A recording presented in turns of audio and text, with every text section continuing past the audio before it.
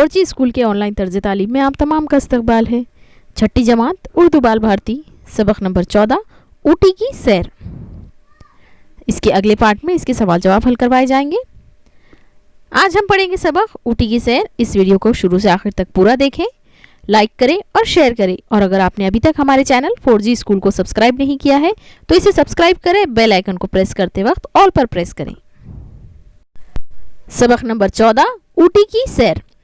पहली बात, घर के यकसा माहौल से जब आदमी उगता जाता है तो उसके दिल में घूमने फिरने और नए मकामात देखने की ख्वाहिश पैदा होती है। ये तस्वीर देखिए, यकीनन इस तस्वीर को देखकर आपके दिल में कश्मीर जैसे मकाम की सैर की ख्वाहिश पैदा हो गई होगी। कश्मीर भारत के शुमाल में इंतहाई सर्द और खूबसूरत मकाम है। भारत के जुनूब में नीलगिरी पहाड़ी सिलसिले की एक बुलंद चोटी पर ऊटी भी कश्मीर की तरह एक सेहत अफजा मकाम है। वहाँ के पहाड़ अगरचा कश्मीर के पहाड़ों की तरह बर्फ से ढके हुए नहीं, मगर बुलंदी की वजह से ऊटी बहुत सर्द मकाम बन गया है। यहाँ के कुदरती मनाजिर नहायत खूबसूरत हैं। आइए अब हम इस सबक में ऊटी की सैर करते हैं। रियासत तमिलनाडु में ऊटी एक सेहत अफजा मकाम है। नीलगिरी पहाड़ पर बसा हुआ ये शहर सयाहों की जन्नत कहलाता है। कर्नाटक की राजधानी बेंगलुरु से ऊटी 300 किलोमीटर दूर है। बेंगलुरु से हम पहले मैसूर पहुंचे। यहाँ चिड़ियाघर और राजा का महल देखने के लायक है। रास्ते में ही हमने टीपू सुल्तान शहीद के शहर श्रीरंगापट्टन को देखा। वहाँ अब किले की वीरानी के सिवा कुछ भी नहीं। वहाँ टीपू सुल्तान की मस्जिद और उनका बनाया हुआ मंदिर आज भी माजी की कौमी यकजहती और सुल्तान की रवादारी का ऐलान कर रहे हैं। हमने उनके मकबरे की जियारत की, जहाँ टीपू सुल्तान के साथ उनकी वालिदा और वालिद हैदर अली की खबरें हैं। दुनिया का मशहूर वृंदावन गार्डन यहाँ से करीब है, जहाँ मौसीकी पर रक्स करने वाले पानी के फव्वारों को देखकर दिल बाग बाग हो जाता है। हम जो ये पढ़ रहे हैं ये एक सफ़रनामा कहलाता है, जिसमें हम ऊटी इस मकाम के बारे में मालूमात हासिल कर रहे हैं। अब अगले पड़ाव पर ऊटी पहुंचने के लिए हमारी टैक्सी तैयार थी। रास्ते के दोनों तरफ दूर दूर तक फैले हुए जंगलों से गाड़ी गुजर रही थी। अल्लाह तेरी कुदरत, जिधर देखो जमीन सब्ज लिबास ज़ेबतन किए हुए सहर अंगेज समा पेश कर रही थी। अभी हम 20 किलोमीटर का भी रास्ता तय ना कर पाए थे कि जंगलों में घिरा हुआ बंडीपुर आ गया। ये जंगली जानवरों का मामन है, यानी यहाँ पर जंगली जानवरों की तहफ़्फ़ुज़गाह है। मामन यानी तहफ़्फ़ुज़गाह, यानी जंगली जानवरों के रहने के लिए जो मकाम बनाया जाता है उसे कहा जाता है। यहाँ हर तरफ खरगोश फुदकते और हिरन चौकड़ियाँ भरते नजर आते हैं। परिंदे भी यहाँ कई अक़साम के पाए जाते हैं। देखने वाला सोचता रह जाता है कि दो आंखों से क्या क्या देखूं। पहाड़ पर चढ़ते हुए टैक्सी की रफ्तार कम हुई तो हमने सामने के शीशे से बाहर देखा। रास्ता लहराते बल खाते सांप की तरह दिखाई दे रहा था। ये पुरपेच रास्ता नीलगिरी पहाड़ की इंतहाई चोटी पर बसे ऊटी पहुंचने के लिए तामीर किया गया है। इस रास्ते पर दूसरी जानिब से आने वाली सवारी को देखकर महसूस होता है गोया वो हमारी टैक्सी से आगे निकलकर ऊटी जा रही हो। चक्रदार रास्ता हमारे दिल में खौफ पैदा कर रहा था, मगर बाहर के दिलकश नज़ारे इस खौफ को ज़ायल भी कर रहे थे।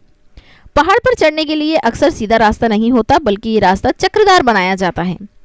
और इसी चक्रदार पहाड़ी में मंजर बहुत खूबसूरत नज़र आता है ऊटी का, और कुछ उसमें खौफ भी होता है, लेकिन जो नज़ारे नज़र आते हैं उसको देखकर वो खौफ ज़ायल हो जाता है, यानी कि दूर हो जाता है।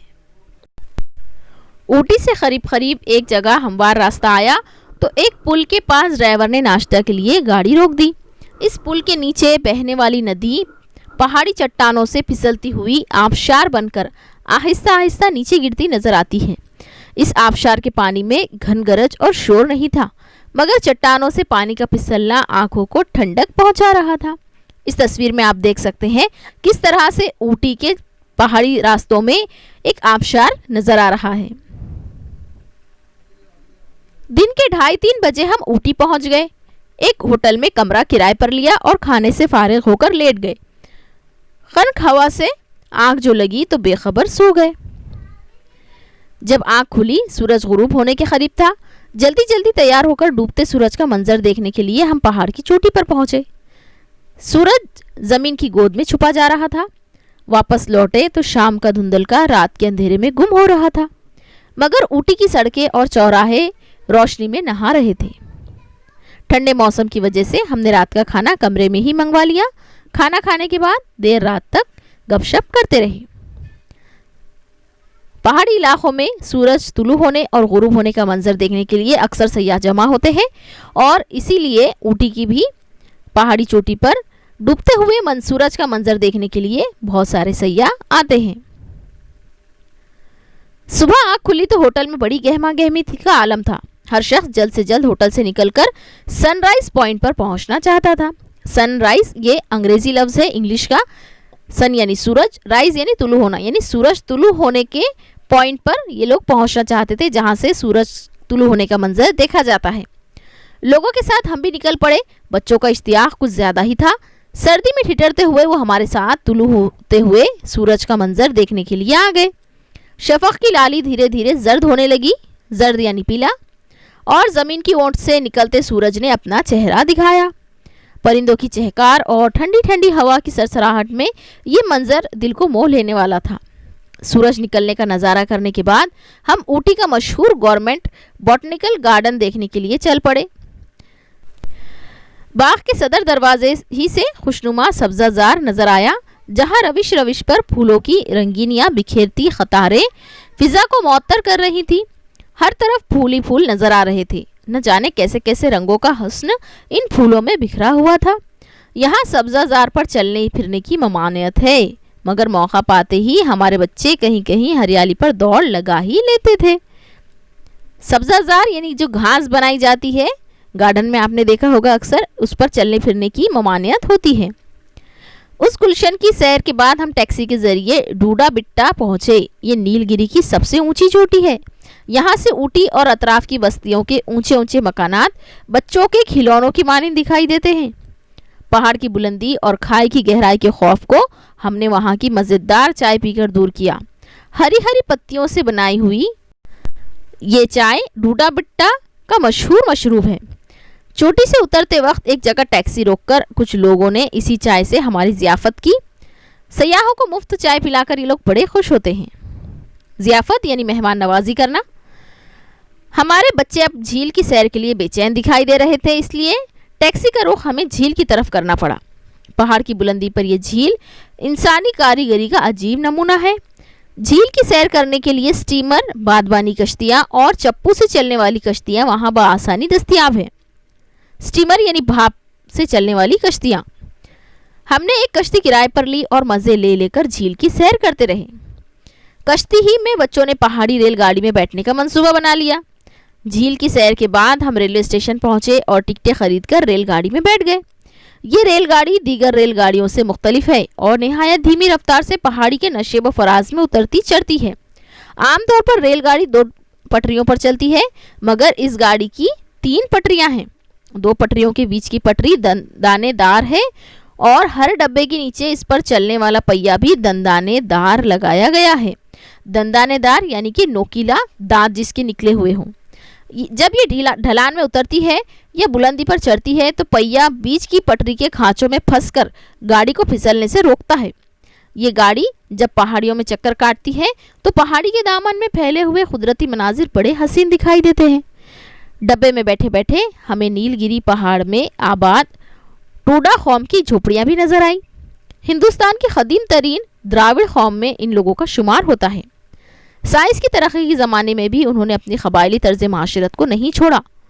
काश्तकारी और गिलाबानी के पेशे में मस्त ये लोग दुनिया की रंगीनियों से बेपरवाह हैं।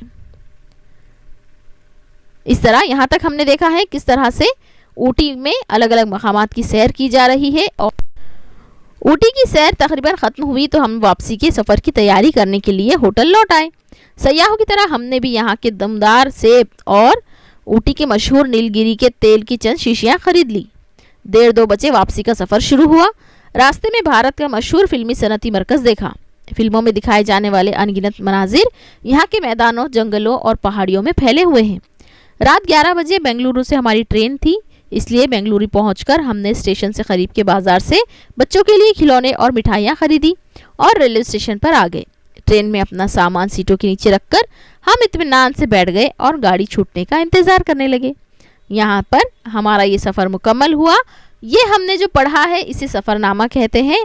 इस पे ऊटी के मकाम के बारे में पूरा बयान किया गया है, किस तरह से राखिम यानी लिखने वाले ने कहाँ से कहाँ वो पहुँचे और उन्होंने क्या क्या ख़रीदा।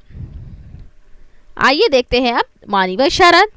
रवादारी, सबके साथ यकसा सलूक, ज़ेबतन करना, पहनना, सहर अंगेज़, जादू भरा, जादू का असर पैदा करने वाला, चौकड़ियाँ भरना, दौड़ना, पुरपेच, पेचदार, घुमाव वाला, खनक, सर्द, धुंधल का, शाम का हल्का अंधेरा, गहमा गहमी, भाग दौड़, जल्दी जल्दी काम करना, इश्तियाक, शौक़, मुअत्तर करना, खुशबू फैलाना, मशरूब, पीने की चीज़, नशेब फराज, उतार और चढ़ाव, दंदानेदार, खांचे वाला, तर्ज माशरत, ज़िंदगी गुजारने का ढंग।